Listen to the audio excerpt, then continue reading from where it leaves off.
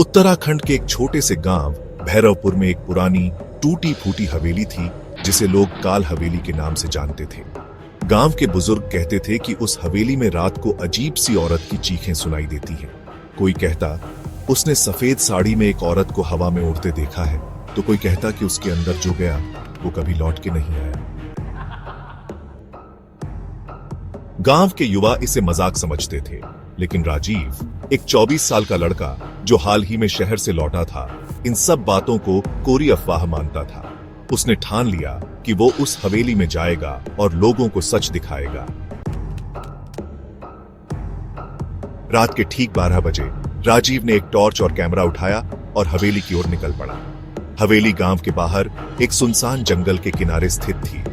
जैसे ही वो हवेली के पास पहुंचा, तेज हवाएं चलने लगी और एक अजीब सी सर्दी उसके शरीर में समा गई। दरवाजा झंग खाया हुआ था, लेकिन जैसे ही उसने हाथ लगाया, खुद ब खुद खुल गया। चर्रर्र। अंदर जाते ही दीवारों पर सड़े हुए हाथों के निशान थे, छत से पानी टपक रहा था और हर कदम पर लकड़ी की जमीन चरमराती थी। राजीव को हवेली के अंदर एक बंद कमरा मिला, जिसका दरवाजा लोहे की चेन से बंद था। अचानक, बिना किसी हवा के झोंके के, चेन अपने आप टूट गई। छनन। राजीव डर तो गया, लेकिन खुद को समझाकर अंदर गया। कमरे में एक पुरानी कुर्सी थी, जिस पर किसी ने खून से लिखा था, मैं लौटूंगी। राजीव के कैमरे की स्क्रीन बार बार ब्लर हो रही थी, जैसे कोई अदृश्य शक्ति उसे रोकना चाहती हो। तभी अचानक एक जोर की चीख, बचाओ! कमरे के कोने से आई। राजीव ने टॉर्च घुमाई, पर वहां कुछ नहीं था, लेकिन कमरे का तापमान अचानक हिमालय जैसी ठंडक में बदल गया। जैसे ही राजीव मुड़ा, एक सफेद साड़ी पहने औरत उसके सामने हवा में तैरती हुई दिखाई दी। उसका चेहरा झुलसा हुआ था, आंखें खून से भरी और बाल जमीन तक लटके हुए। उसने कहा, तू भी नहीं बचेगा। जैसे वो नहीं बचे। राजीव भागने लगा, लेकिन जैसे जैसे वो भागता, हवेली की दीवारें सिमटने लगी। उसके पीछे कदमों की आवाज, टप टप टप। उसने जैसे तैसे खिड़की तोड़ी और बाहर कूद गया, लेकिन जैसे ही उसने पीछे देखा, औरत खिड़की में खड़ी थी, मुस्कुराती हुई। राजीव किसी तरह गांव लौटा। वो बुरी तरह घायल था। गांव वालों ने उसे अस्पताल पहुंचाया, लेकिन वो लगातार बेहोशी में बड़बड़ा रहा था। वो लौट आई। वो वापस आ गई। डॉक्टरों ने दिमागी हालत खराब बताई। एक हफ्ते बाद गांव के कुछ लोगों ने हवेली के पास एक पुराना कुआं देखा, जिसमें कई हड्डियां मिली। पुलिस ने जांच की तो पता चला, ये हड्डियां उन्हीं युवाओं की थीं जो सालों पहले लापता हो गए थे। और सबसे चौंकाने वाली बात, राजीव की रिकॉर्डिंग में वो औरत दिखाई दी, लेकिन सिर्फ उसी को, बाकी किसी को नहीं।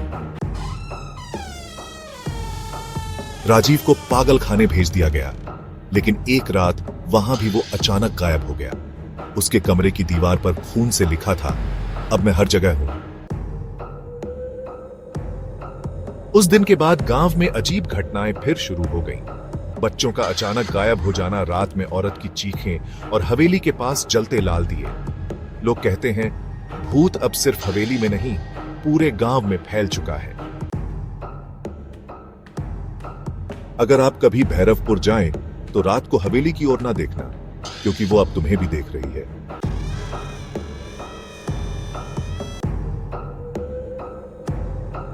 जब गांव में एक के बाद एक डरावनी घटनाएं होने लगीं, तो गांव के प्रधान ने एक मशहूर तांत्रिक को बुलवाया।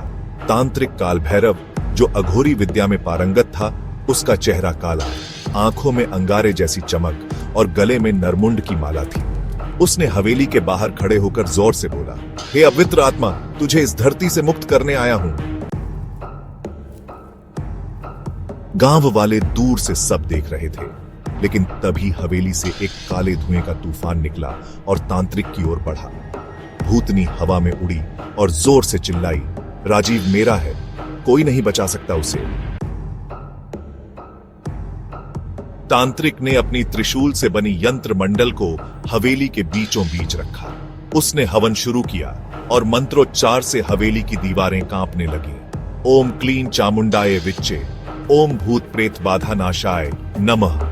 भूतनी की चीखें तेज होती जा रही थीं और वो अब सीधे तांत्रिक पर हमला करने लगी। अचानक हवेली की छत टूटी और वहां राजीव बंधा हुआ मिला। उसके चारों ओर काले धागे में तांत्रिक निशान बने हुए थे। भूतनी राजीव की ओर बढ़ी, लेकिन तांत्रिक ने त्रिशूल उठाया और जोर से बोला, तेरा अंत यही है, तू अब मुक्त होगी या जल जाएगी। तांत्रिक ने एक लाल सिंदूर और राख से बना भस्म मंत्र हवा में उछाला। जैसे ही वो भूतनी से टकराया, वो जोर की चीख के साथ धधक उठी, नहीं, मुझे मोक्ष नहीं चाहिए, मैं बदला लूंगी।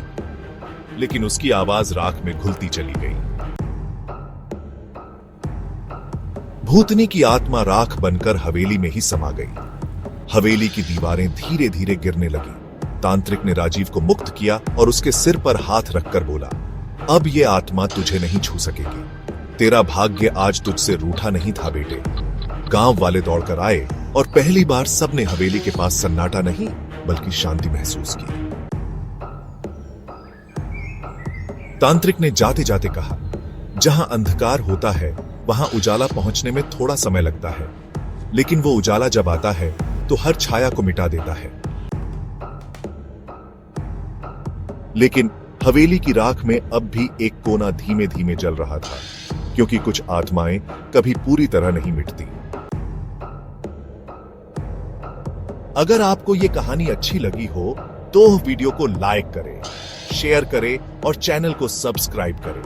धन्यवाद।